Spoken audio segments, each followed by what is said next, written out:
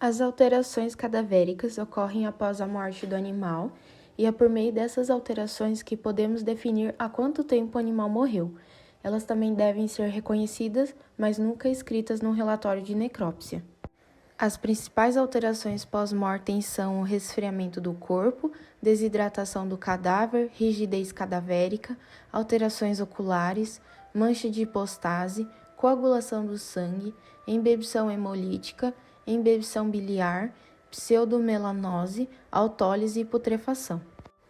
O algor mortis é o resfriamento do corpo, sofre forte influência do ambiente e da espécie do animal. O cadáver não produz calor, ele perde 1 grau por hora até se equilibrar com o ambiente. A evaporação cadavérica é quando ocorre a perda passiva de líquido, consequentemente a perda de peso. É mais comum em fetos e recém-nascidos por terem mais água corporal.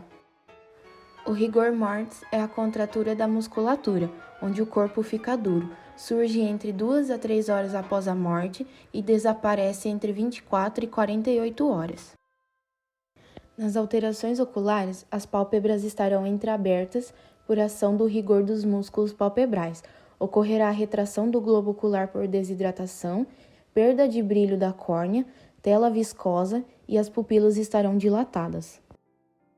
As manchas de hipostase é a alteração de cor da pele resultante do deslocamento, pela gravidade, do sangue às regiões inferiores do corpo. Só é possível observar em animais de pele clara. Inicia-se de 2 a 3 horas após a morte e é muito importante para saber se o animal foi movido ou não. Na coagulação do sangue podem ocorrer o coágulo e o trombo. O coágulo tem aspecto gelatinoso, liso e brilhante, e o trombo tem aspecto seco e elástico, e fica aderido à parede do vaso, já o coágulo está solto no interior do vaso. O trombo, quando retirado, deixa a superfície com um aspecto rugoso e sem brilho. Algumas horas após a morte, as hemácias começam a sofrer ruptura e liberar hemoglobina, que é a responsável pela coloração vermelha do sangue. Com essa liberação, a coloração passa a se difundir nos tecidos, dando-lhes a cor rosa-púrpura. Essa alteração é mais evidente no endocárdio e nas paredes de grandes artérias. A embebição biliar é a pigmentação com a bile em órgãos próximos à vesícula biliar. Ocorre pelo aumento da permeabilidade da parede da vesícula biliar.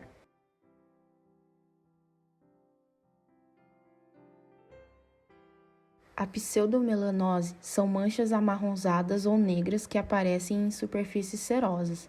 É a combinação do sulfeto de hidrogênio, liberado por bactérias putrefativas, com o ferro da hemoglobina de hemácias rompidas, produzindo o sulfeto férrico.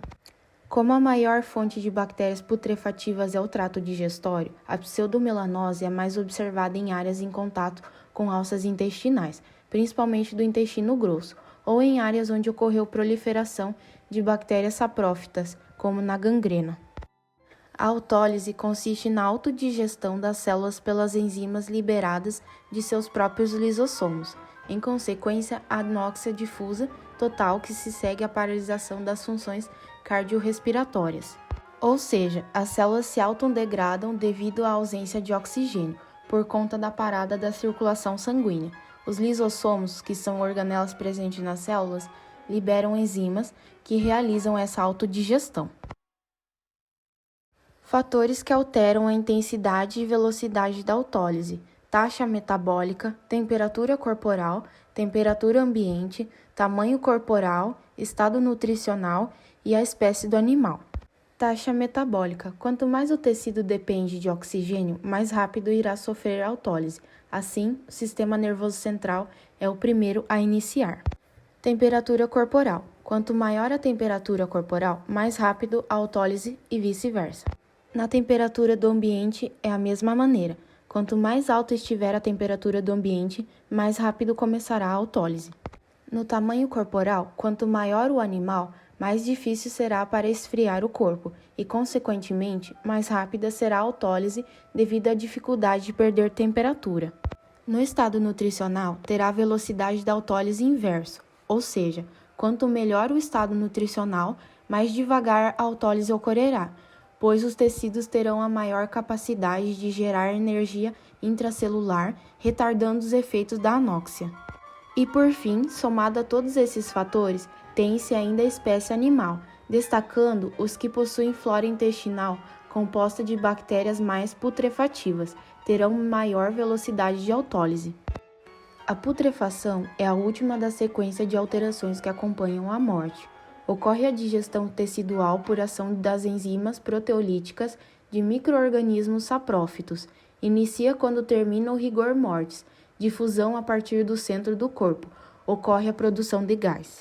Ou seja, ocorre a ação das bactérias do trato digestório que não são mais controladas pelo sistema imunológico. Essas bactérias penetram nos tecidos e nos vasos sanguíneos, realizando circulação cadavérica e se difundindo pelo corpo, realizando produção de gás e putrefação.